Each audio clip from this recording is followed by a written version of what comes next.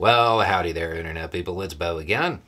So today we are going to talk about Japan and the United States and Ukraine and maybe even the United Kingdom when it comes to something else.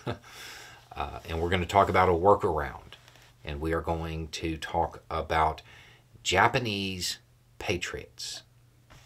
I feel like by the time this video goes out, the reporting will be cleared up, but right now there's a bunch of questions, so we will go ahead and answer them. If you have no idea what I'm talking about, the short version is that Japan is going to export to the United States Patriots, the missiles. Japan makes their own under license. I think Mitsubishi actually makes them. Japan is going to send some to the United States.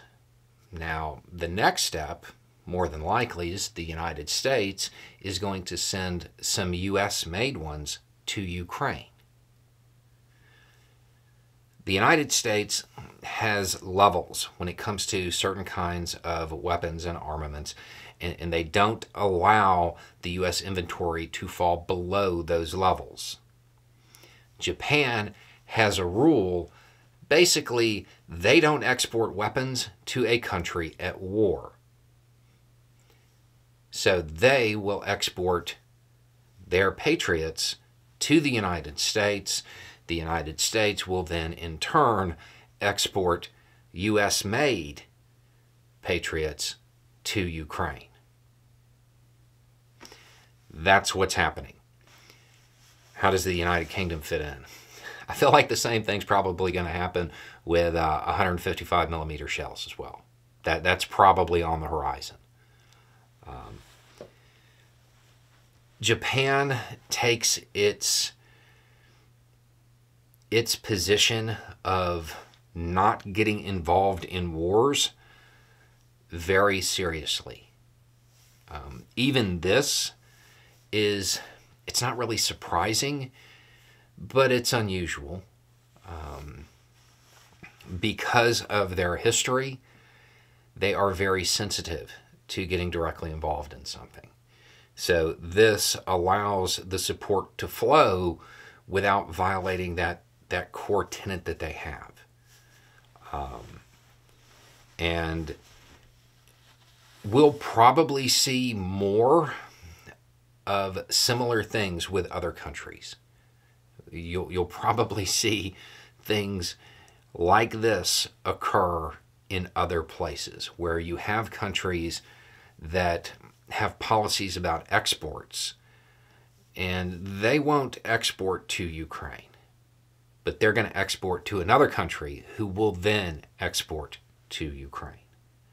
Not the same equipment, different equipment, the exact same type, just manufactured in different locations.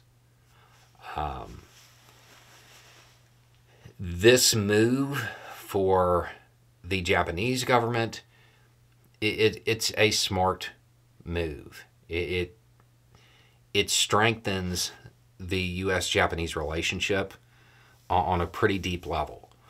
And keep in mind, they have been an incredibly reliable partner for a long time now. But this kind of bumps them up a little bit in the international poker game where everybody's cheating. Japan just slid the U.S. some chips. And I believe they're going to slide the United Kingdom some as well. And the same thing is going to happen there. So it's really not that complicated. It's not that the U.S. is out. It's that the U.S. doesn't want to drop below the levels that it feels it needs.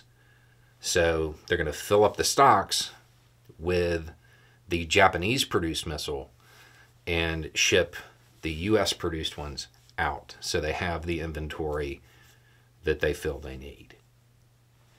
Okay, anyway, it's just a thought. Y'all have a good day.